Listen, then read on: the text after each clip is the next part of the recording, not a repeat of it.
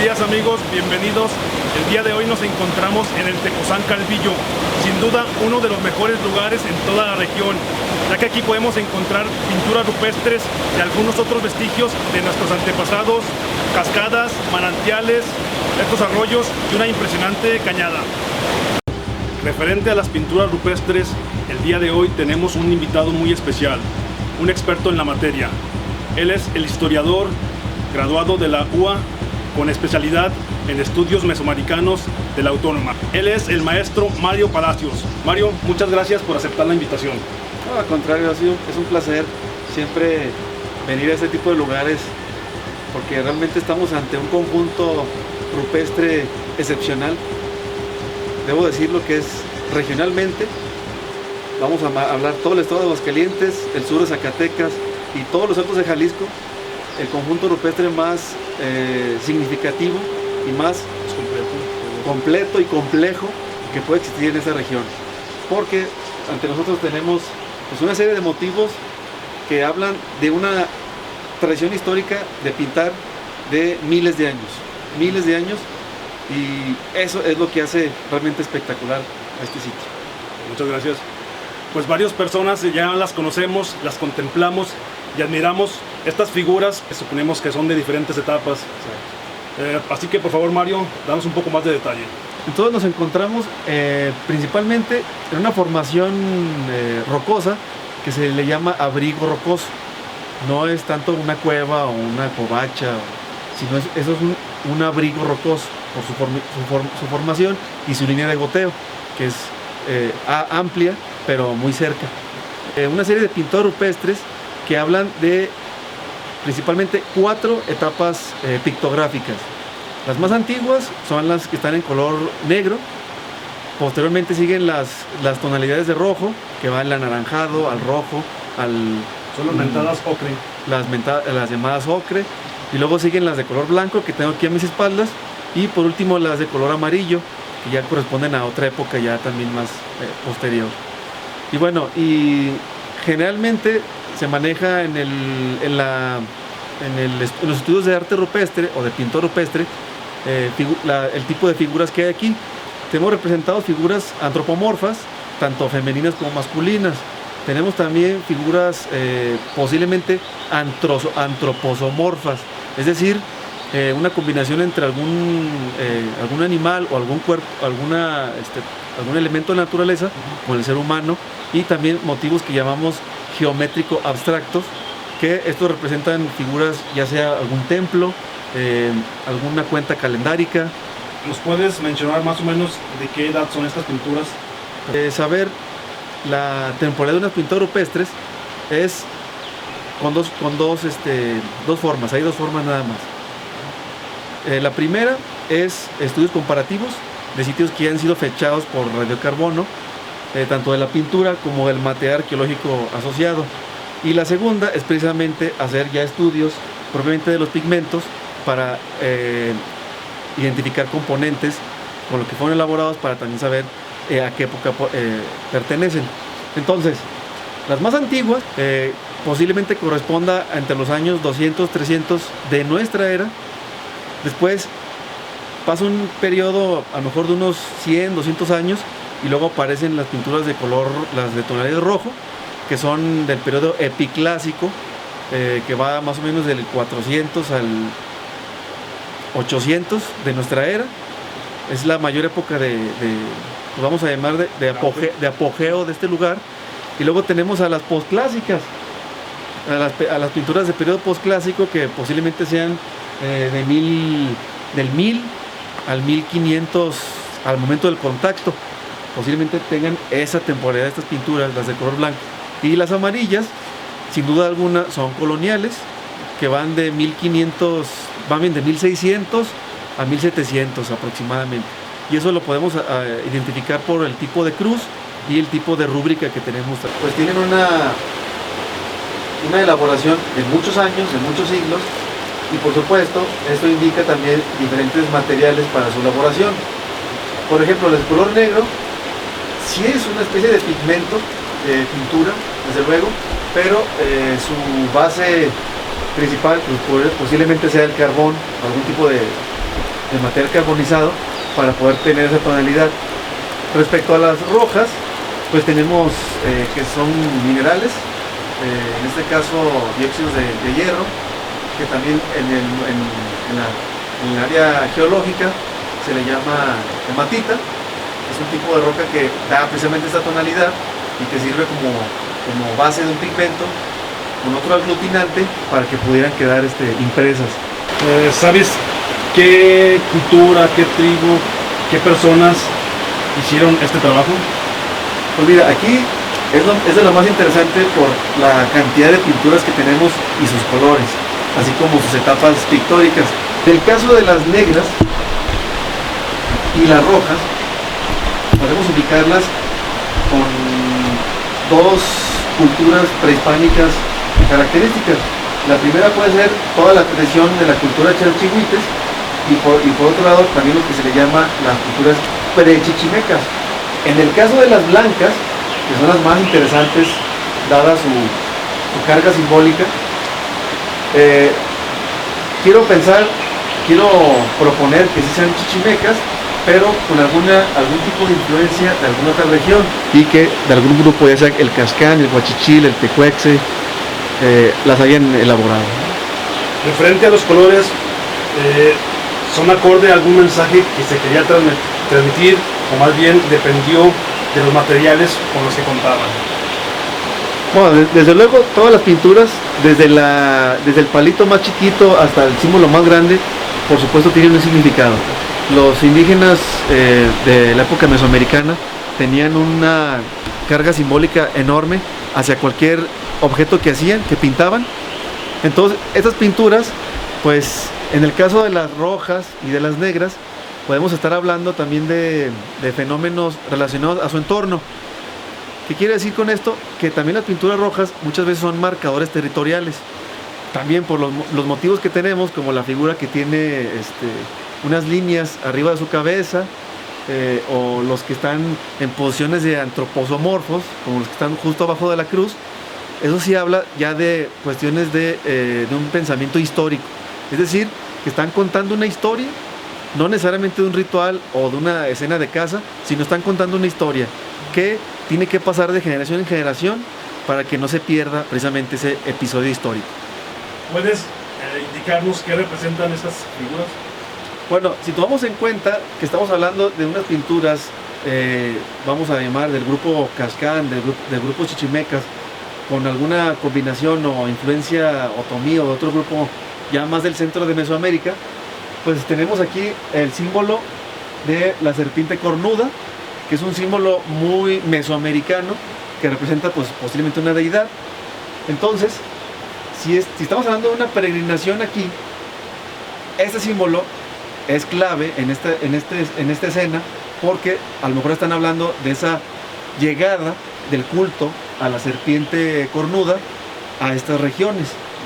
¿Y por qué? Porque también hay personajes que cuentan con algún símbolo ya del centro de Mesoamérica, del centro de México, como esta bolsa que posiblemente esté representando el copal, que están portando el copal como una especie de incienso que está acompañando a la peregrinación ritual. Y luego tenemos una figura también muy importante en la cosmovisión mesoamericana, que son los ancianos. Este anciano, obviamente podemos deducir que es un anciano por su postura. Tiene un cetro, un objeto que representa jerarquía. Una persona que tiene una jerarquía importante en el grupo y que también es parte de esta peregrinación.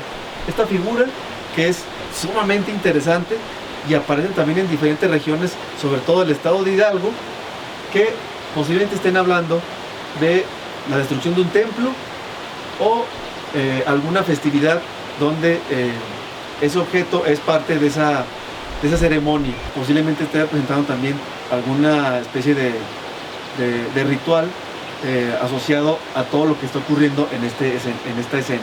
Capitulando todo lo que se ha dicho respecto a estas de verdad impresionantes pinturas, es que estamos ante un episodio histórico trascendental de toda la historia mesoamericana.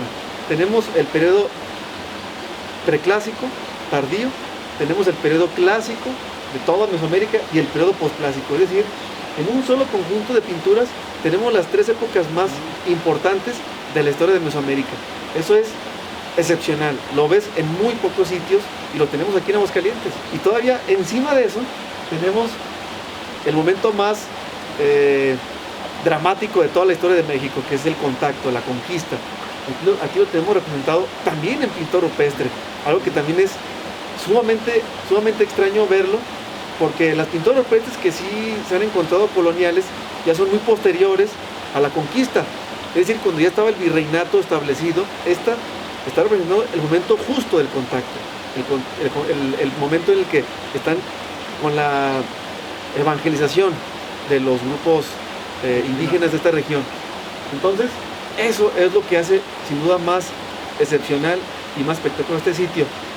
Otra cosa muy importante es que las pinturas comúnmente no están aisladas, es decir, los pintores no se desaparecían del grupo y hacían las pinturas. El grupo que se asentó en esta región, ya sea el de las pinturas rojas o el de las blancas, estuvo asentado muy cerca de aquí, porque esta escena es para que fuera vista públicamente, para que todo el grupo lo pueda conocer, lo pueda saber, ¿no? Entonces, asociado tenemos ahí restos de cerámica, pero esta cerámica sí la podemos ubicar en el periodo clásico, específicamente en el epiclásico de Mesoamérica, es decir, 500, 900 de nuestra era, que corresponden a las pinturas de color rojo, ¿verdad?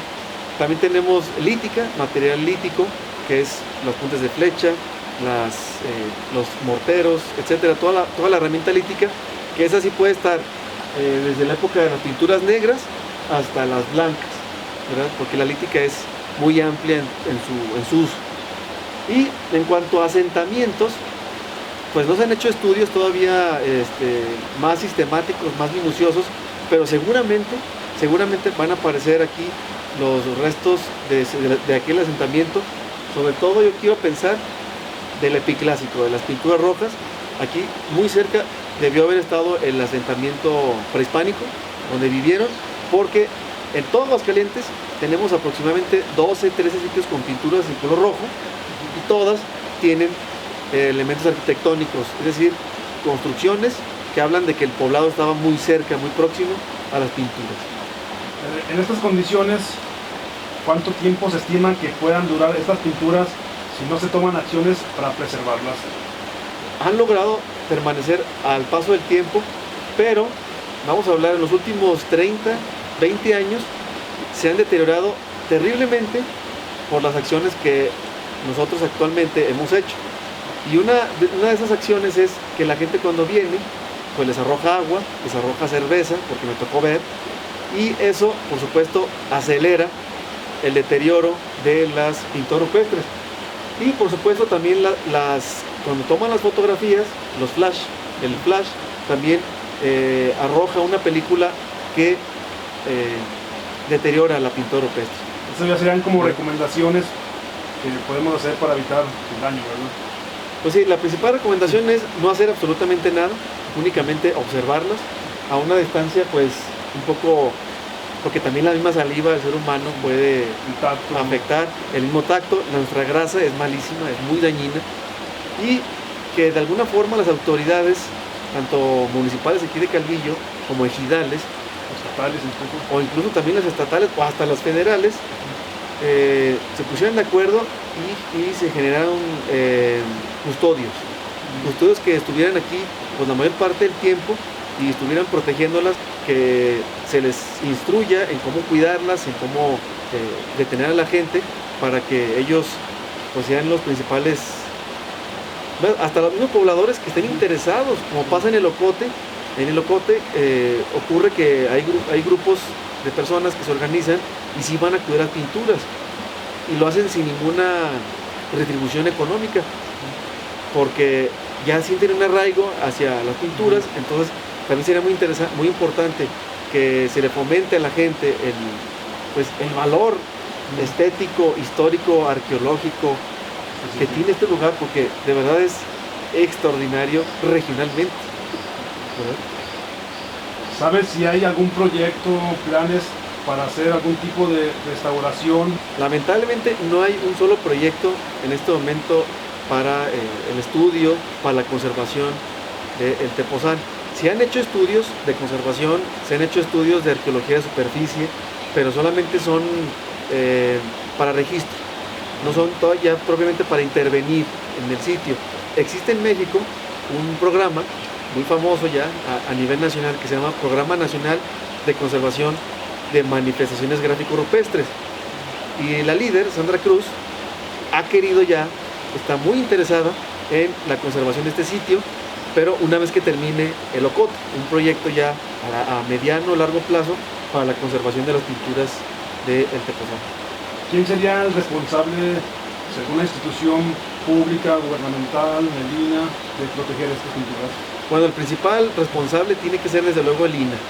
El INAH, al ser un elemento de patrimonio arqueológico, de patrimonio cultural, es el principal agente que debe responsabilizarse de estas pinturas. Y en este caso, dentro del INAH, tiene que ser la sección de arqueología, que está encabezada por la arqueóloga Ana Pels. Ella tiene varios proyectos, sobre todo de catalogación y de registro de sitios, y por supuesto pues ha venido varias veces aquí, pero sí se hace falta en el instituto que un investigador esté interesado en aperturar un proyecto de investigación, de conservación y de difusión de este sitio, para que eso también ayude a la generación de conciencia. Mario, pues muchísimas gracias por los datos, muy buena explicación. De aquí en adelante, las personas que vengamos, vamos a ver ahora sí de diferente manera estas pinturas. Muchas gracias por habernos acompañado, fue un placer tenerte aquí con nosotros. No, al contrario, es un placer siempre conocer gente tan interesada y que valora ese tipo de lugares, los cuida, y sobre todo pues invitar a toda la gente que escuche este video, que por favor cuando venga no arroje ningún tipo de líquido, no las toque, las vea apreciarlas de lejos. No hacer grafitis. Sobre todo los grafitis pues sí son terribles, por favor no. De hecho, grafitear. hay videos que he visto que inclusive les avientan hasta cerveza. Imagínate cuánto daño les estamos haciendo. Sí, justo lo que comentaba del deterioro que ha ocurrido en los últimos años, porque si estamos hablando de pinturas que han durado cientos de años y que en un periodo tan pequeño se hayan deteriorado tanto, eso habla del factor humano, que somos de la inconsciencia, de poco respeto hacia un lugar tan sagrado, extraordinario, ¿no? Y sagrado incluso, podemos decir que es un sitio sagrado. Pues nos gustaría tenerte más adelante, ya si hay más detalles, que nos vengas otra vez a acompañar. Por supuesto, con todo gusto. Sí. Siempre es un placer venir a este tipo de lugares tan hermosos como este. Pues gracias amigos por habernos acompañado, lo estamos viendo.